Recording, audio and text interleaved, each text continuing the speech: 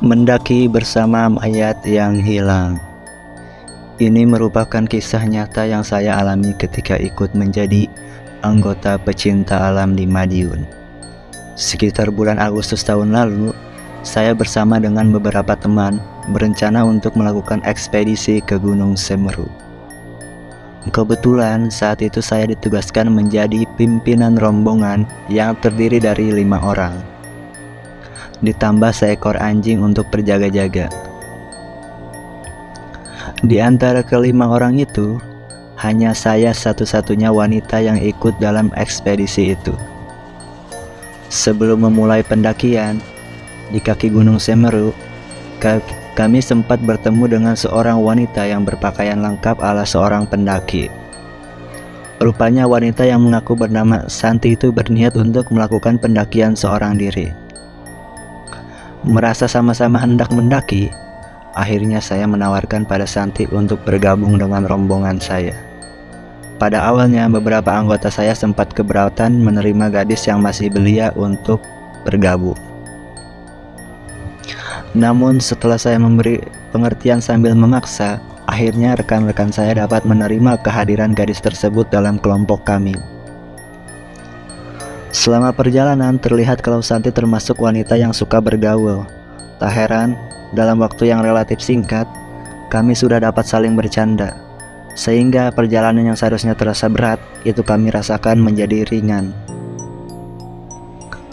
Tak terasa hari mulai gelap, karena jalan yang kami lewati mulai diselimuti dengan kabut. Akhirnya kami sepakat untuk istirahat dan meneruskan perjalanan itu pada esok hari. Malam itu kami mendirikan beberapa tenda untuk tempat beristirahat.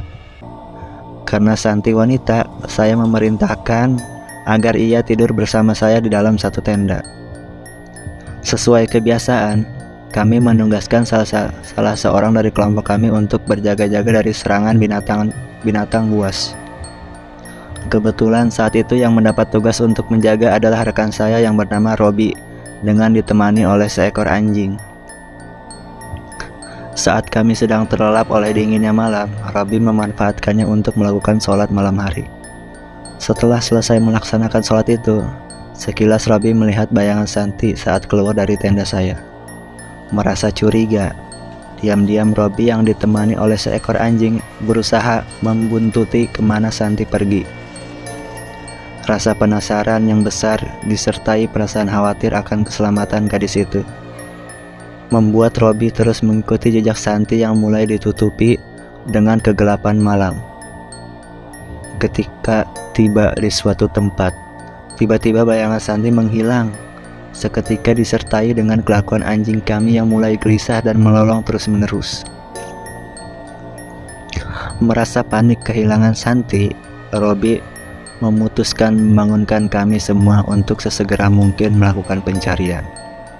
Tapi setelah sekian lama mencari, hasilnya tetap saja sia-sia. Apalagi kondisi cuaca makin bertambah dingin dan gelap.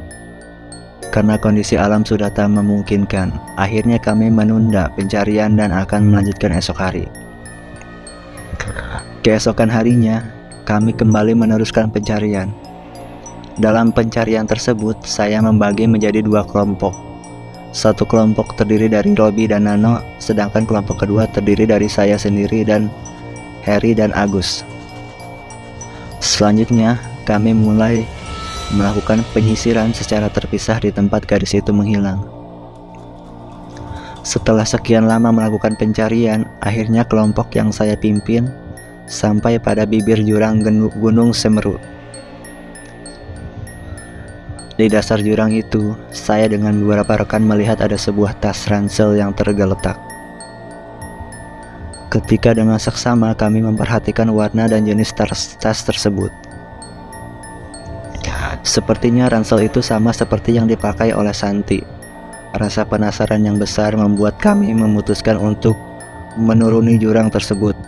Ketika sampai di dasar jurang, tak jauh dari ransel itu kami menemukan sosok mayat wanita yang sudah bau dan membusuk. Untuk mengetahui lebih jelas siapa gerangan mayat itu, akhirnya kami memutuskan untuk membawanya turun ke kaki Gunung Semeru dan melaporkan kejadian ini pada tim SAR yang ada di sana. Setelah sampai di bawah, para penjaga gunung itu langsung melakukan pemeriksaan terhadap mayat Santi. Setelah mendapat keterangan dari tim SAR, kami benar-benar kaget karena mayat yang kami temukan sudah sebulan lebih dicari-cari oleh mereka. Mendengar keterangan dari para penjaga gunung itu, saya langsung terduduk lemas. Ternyata Santi yang selama pendakian bergabung dengan kami adalah mayat yang sedang dicari-cari.